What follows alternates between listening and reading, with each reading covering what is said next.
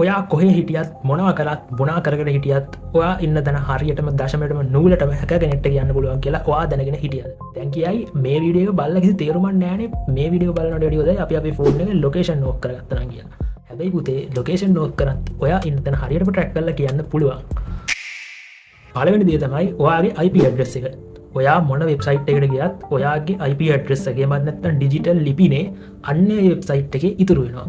ඉතින් ඒක හරහා පුළුවන් ඔයා ඉන්න තැන ට්‍රේස් කරන්න. එහෙම නැත්නම් ට්‍රැක් කරන්න. ඊළඟ දේ තමයි ඔයා ෂෙයා කරන ෆොටෝස්. ඔයා හිතනවා යම් කිසි ලස්සන තැනකට ගිහිල්ලා ලස්සන ෆොටෝ එකක් ගහලා ඒක Facebook, Instagram වගේ සෝෂල් මීඩියා වල අප්ලෝඩ් කරනවා. ඊට පස්සේ හැකර් මොකද කරන්නේ? ඒ ෆොටෝ එක අරගෙන ඒක තියෙන EXIF තියෙන data coordinate කරලා අන්න ඒක හරහා ඔයාගේ ලොකේෂන් එක හොයාගන්න පුළුවන්. ඉතින් ඒ වගේ වෙලාවකදී ඔයා ලොකේෂන් නෝට් කරන් හිටියා කියලා කිසි තේරුමක් තියෙනවා. කිසිම තේරුමක් නැහැ. ඔයා ඉන්න තැන ට්‍රැක් කරන්න පුළුවන්. ඊළඟ දේ තමයි public wifi.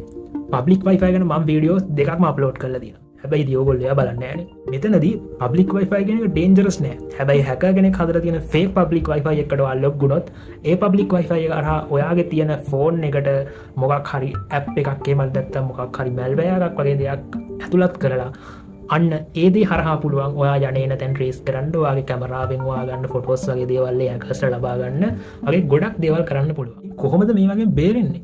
පළවෙනි දේ තමයි ඔයා පාවිච්චි කරන්නේ නැති වෙලාවට ඔයාගේ ෆෝන් එකේ ලොකේෂන් සර්විස් ඔෆ් කරලා තියාගන්න. එහෙම නැත්නම් GPS ඔෆ් කරලා තියාගන්න. ඒ වගේම ඔයා මොනවා හරි ෆොටෝස් වගේ දේවල් ෂෙයා කරද්දී ඒකේ තියෙන ලොකේෂන් මෙටා ඩේටා වගේ දේවල් අයින් කරලා ඒ ෆොටෝස් වගේ දේවල් ෂෙයා කරනවා නම් ගොඩක්ම හොඳයි. ඒ වගේම පබ්ලික් වයිෆයි වගේ දේවල් යූස් කරනවා නම් ඒ වගේ වෙලාවට බැංකු වැඩ කටයුතු වගේ ඒවා සිද්ධ කරන්න එපා. ඒ වගේම අනිවාර්යයෙන්ම DI අප්ලෝඩ් කරපු පබ්ලික් වයිෆයි වීඩියෝස් දෙකක් බලන්න. වීඩියෝ අවසානයේ කියන්න තියෙන්නේ මේ සයිබර් අවකාශය ඇතුලේ ආරක්ෂාව තියෙන්නේ ඔයාගේ අතේ.